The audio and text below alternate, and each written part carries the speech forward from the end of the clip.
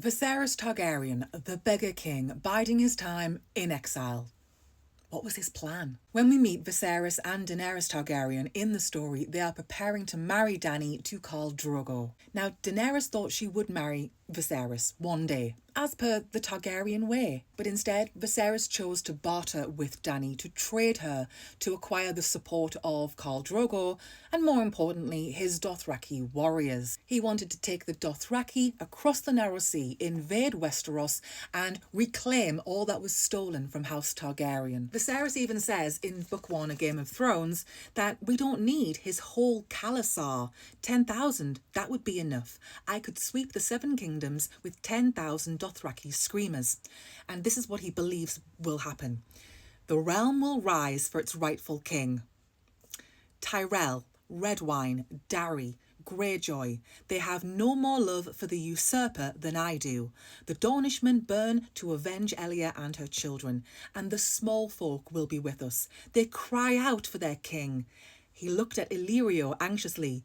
They do, don't they? Illyrio responds, they are your people, and they love you well. In holdfasts across the realm, men lift secret toasts to your health, while women sew dragon banners and hide them against the day of your return from across the water. Or so my agents tell me. This is Daenerys' POV, so internally, Daenerys is thinking the following. That she had no agents or no way of knowing what anyone was doing or thinking across the Narrow Sea, but she mistrusted Illyrio's sweet words, as she mistrusted everything about Illyrio. But Viserys ate it up. Viserys was utterly deluded about what was really going on. The real feeling, the real sentiment in Westeros. Yeah, maybe a few people were like, oh, yeah, we kind of miss them a little bit. Maybe it'll be okay if they come back. But nobody was yearning for them. Nobody was sewing dragon banners. Nobody was saying secret prayers for the return of House Targaryen. Viserys, he was so out of touch. He planned to destroy Robert Baratheon once and for all, the usurper that took everything from him. And he also has his sights on Jaime Lannister in order to avenge what Jaime did to his father. Now, Viserys' attempt to do all of this, the recruitment of the Dothraki, it was not the first time that he had put feelers out to try and get support to return to Westeros and reclaim the Iron Throne. In Book 5, A Dance with Dragons, Daenerys recalls a time when Viserys hosted the Golden Company, which are a sellsword company in Essos, and he thought they would come along and he could use them to return to Westeros.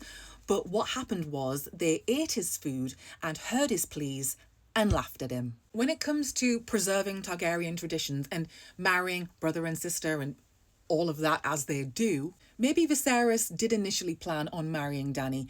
Their parents, that was the same thing, brother and sister. It was the done thing in House Targaryen if that option was available.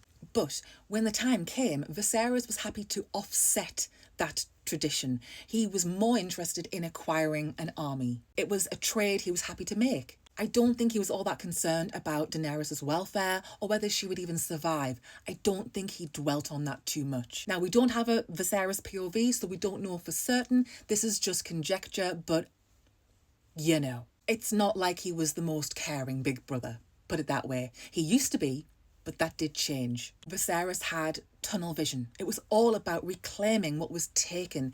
It was all about this revenge. And he was hyped up by all of these sycophants around him who were just using Viserys for their own ends. Illyrio is one of them. I don't think Viserys gave a damn about Drogo, whether he would survive or not. Maybe he thought, if Drogo comes along and participates in this invasion, if he falls by the wayside, I'll just take Dany back. He would either keep her for himself or trade her again for an alliance. Everyone is a commodity to Viserys, and he's been forced into that way of thinking because all he believes, everything about his being in this present time is about vengeance, about having something done to you, a grievance. It doesn't matter who you have to throw under the bus. He wants his day. So Dany, she gets sold off to the Dothraki.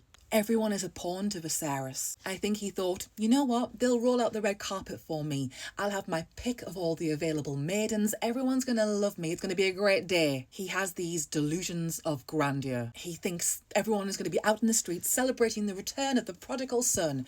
And that's just not what is happening. From the very beginning, Khal Drogo dragged his heels. Even Drogo, in his limited time with Viserys, he knew he was a fool, that it was a fool's errand. Drogo saw it, Daenerys saw it, Illyrio saw it. The only person who didn't wake up and smell the coffee was Viserys. It's a sad story of a tragic situation. This kid never had a chance, and these things happened to him that turned him into a bit of a monster, but a tragic, foolish monster. His plan, it would never work. And nobody around him either could tell him the truth or would be willing to tell him the truth. Because Viserys had a temper. He called it waking the dragon. Like, you don't want to wake the dragon, do you?